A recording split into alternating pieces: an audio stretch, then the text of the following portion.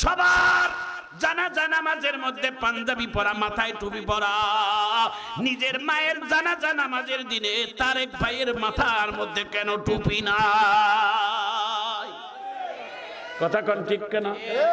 এটা আমি তারেক রহমানকে আমি দোষী করব না, কারণ সে মাহারা বেদনা নিয়ে টুপিটা ভুলেও যেতে পারে। তার যত নেতারা আছে, তার সাথী সঙ্গীরা আছে, তার যত গাটম্যানেরা আছে, ওরাও তো একটা জোর করে মাথার মধ্যে টুপিটা দিতে পারে। একটু জোরে বলুন ঠিক কেনা?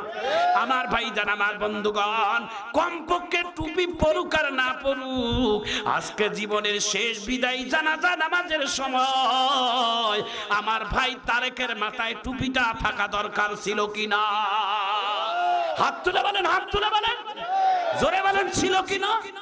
এর জন্য আমরা তারেক ভাইকে দোষারোপ করব না, কারণ উনি মাহারা বেদনা নিয়ে অন্যরকম এরকম এলোমেলো ছিল, কিন্তু তার সাথী সঙ্গীরা, তার বন্ধু বান্ধবদের দায়িত্ব ছিল তারেক ভাইয়ের মাথায় টুপি দেওয়া।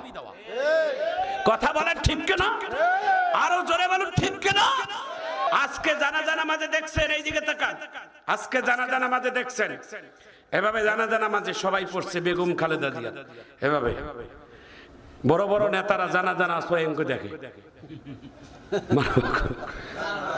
এলেমের জ্ঞান নাই, ইসলামের শিক্ষা নাই বলে ওইরকম দেখে। ওটাকে আজরাইল দেখে না? জানাজা নামাজের সময় কোথায় দেখতে হবে বলেন বাজান? মারহাবা কর।